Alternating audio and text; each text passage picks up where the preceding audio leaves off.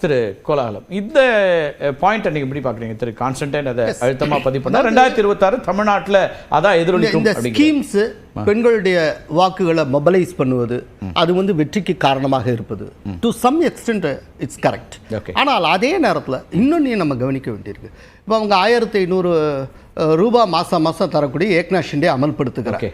நாங்கள் மீண்டும் ஆட்சிக்கு வந்தால் 2100 தருவோம்னு அவர் ப்ராமிஸ் பண்ணுகிறார். அதே நேரத்துக்கு அது கவுண்டரா காங்கிரஸ் தரப்புல இந்த நாங்கள் ஆட்சிக்கு வந்தால் 3000 தருவோம்ங்கிறாங்க. ஸோ 3000 தருவோம்னு சொல்றப்போ ஏன் இந்த 3000 தருவோம்னு சொன்ன காங்கிரஸை நம்பல, ஏன் பிஜேபியை நம்புறாங்கிற ஒரு கேள்வி இருக்கு. ஸோ எல்லாருமே இன்னைக்கு வந்து இதுதான் ஆயுதம்னு எடுத்தா அதே ஆயுதத்தை தான் இன்னொருத்தவங்களை எடுக்கிறாங்க. ரெண்டு பேரும் ஒரே ஆயுதத்தை எடுக்கிறப்போ ஒரு குறிப்பிட்ட கட்சியை மக்கள் நம்புறாங்க, ஒரு குறிப்பிட்ட கட்சி மேல நம்புறது இல்லை.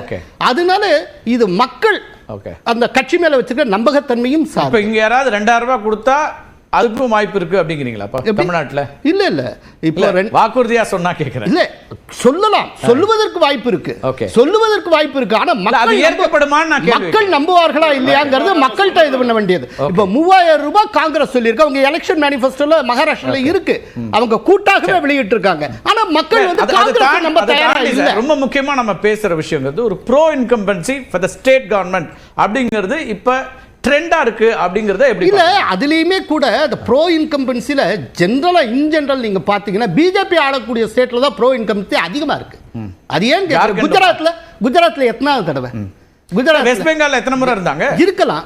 அதே நேரத்தில் அதை காட்டில அதிகமா குஜராத் சார். வெஸ்ட் பெங்கால் நான் வந்து அதிகமா சொல்றது இடதுசாரி அரசாங்கம் இருந்தபோது இடதுசாரிகள் இருந்த நான் வந்து மத்த கட்சிகள் ஆளக்கூடியதுல இல்லைன்னு சொல்லல. குஜராத் அதாவது பிஜேபி ஆளக்கூடிய ஸ்டேட்ஸ்ல அதிகமா இருக்குன்னு நான் சொல்றேன்.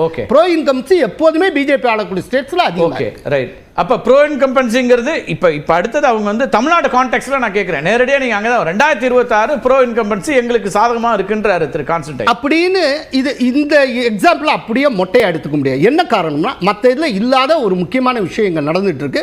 இப்போ வந்து விஜய்ங்கிற ஒரு நியூ பிளேயர் வருகிறார். அவர் களத்தை எந்த அளவுக்கு பாதிப்பு செய்வார், அவர் என்ன செய்வார், அது போக முக்கியமான கட்சிகள் 2 கூட்டணி, ஆனா 6 கட்சிகள் இருக்கலாம். விஜய் வந்து என்ன ரோல் பிளே பண்ணுவார் நமக்கு தெரியாது, என்ன ரோல் பிளே பண்ணுவார் தெரியாது. இங்க ஒரு முக்கியமான பிளேயர் உள்ள வந்திருக்காரு, அவர் என்ன விதமான ஒரு இம்பாக்ட் உருவாக்குவார் தெரியாது. அது தெரியும்.